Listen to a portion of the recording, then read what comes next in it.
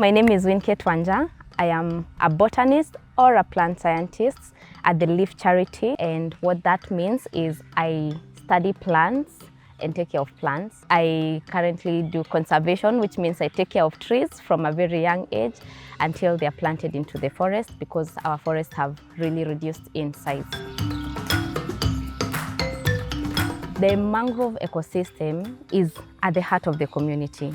So you find many community members live along the shoreline where there are mangroves. They rely on the mangroves for timber, firewood, building poles for their houses, and beehives in the mangrove forest to get honey, which is different from the other honey you get in the other forests because it has some like saltiness to it and sweetness. And mangroves play a very critical role when it comes to protecting the land. They are like barriers to land.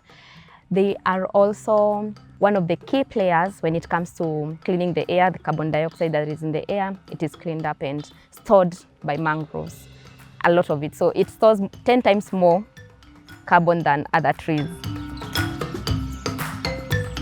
How I got started is campus, first of all. I studied plant science, and while I was in campus, I used to volunteer with one of my lecturers. We'd go to the forest, do some work with the community, removing traps that have been set up for animals, and that really created an interest in me in protecting the environment first, and then secondly in really working with the community, because they know the forest, they know their resources, and you know the coast is really dry, and when we're working with the land trees, we only have one season where we can do any planting because we only get the long rains, which sometimes is not even enough. So for the rest of the year, you can just be like seated, not doing anything, and we have to do something impactful. And that's how we got into mangrove restoration. Because for mangroves, their natural environment is in the sea, and they get seawater every single day during the high tide. And that meant that we can work with mangroves throughout the year as we wait for the rains to work on the land trees.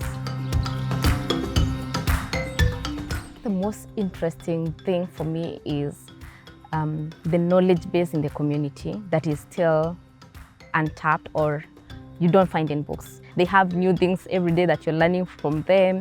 You tell yourself you're going to teach them, and you end up being the student at the end of the day. So that is the most interesting part that I see. What makes me hopeful about the future is seeing all these people who are putting efforts into the work we do, from the community to the school kids, because we started up outreach programs in different schools, and going back to those schools and seeing the kids really happy, taking care of their trees. They've adopted small trees and they're taking care of them, and the change in outlook, that makes me hopeful, knowing that all hope is not gone. You know, sometimes we look at all these issues and you're like, hey, is there any hope? But then when you see all these efforts being done, even when you're away for a long time and you find the efforts are still continuing, even with the community, it gives you hope and this sense of joy, because now whatever you passed along has been embraced and they're passing it on to other people.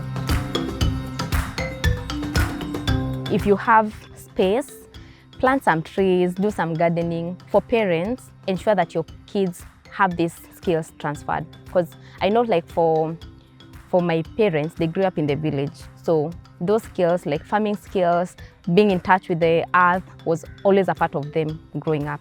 But then for us who grew in town, there was that disconnect. So ensuring that this knowledge doesn't die with you, pass it down to your kids. And kids, enjoy it. It's not a punishment. You're taking care of the environment. You're doing something positive for the future. My climate hero superpower is having the ability to transform an area from a bare or degraded site into something green and lush. Yes, that is my climate hero superpower.